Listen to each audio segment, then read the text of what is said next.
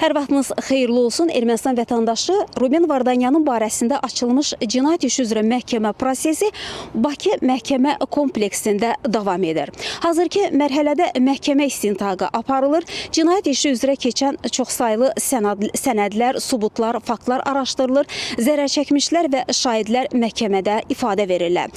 Ruben Vardanyan özü məhkəmədə sərbəst ifadə verməkdən imtina edib. Eyni zamanda o dövlət ittihamçılarının, vəkillərin, zərərçəkənlərin iş üzrə keçən çoxsaylı sənədlərlə bağlı suallarını da cavablandırmaqdan imtina edib.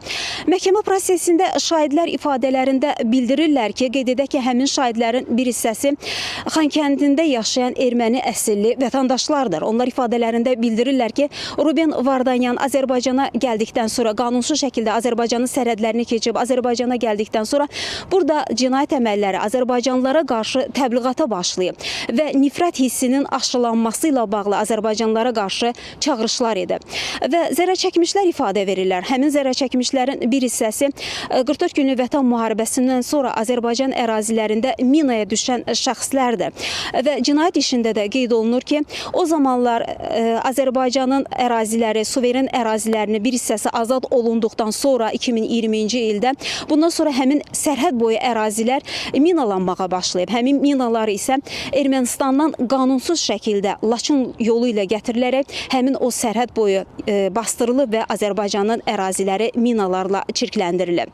Şahidlər ifadələrində bildirirlər ki, Ruben Vardanyan o zamanlar Qarabağda Azərbaycanlılara qarşı nifrət çağırışları etməklə yanaşı 45-50 yaşlı kişilərə çağırış edərək onlardan ibarət xüsusi muzlu dəstələr yaradıb. Həmin muzlu dəstələrin maliyyələşdirilməsi, onlara təlimlərin keçirilməsi, silah-sursatla təminatını birbaşa həyata keçirib.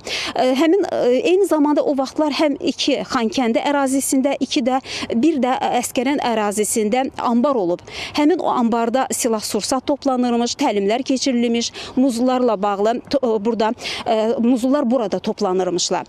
Cinayət işi üzrə bu cür subutlar, faktlar olduqca çoxsaylıdır. Məhkəmə prosesində onların hər biri araşdırılır, tədqiq olunur, proses açıq keçirilir. Ruben Vardanyan özünün seçdiyi vəkillə və eyni zamanda rus və erməni dilində tərcüməçilərlə təmin olunub. Biz mütəmadi olaraq proseslə bağlı məlumatlar çatdırırıq. Bugün də bizim xüsusi reportajımız olacaq. Hələlik isə söz sizdə, studiyadan mərkəzdədir.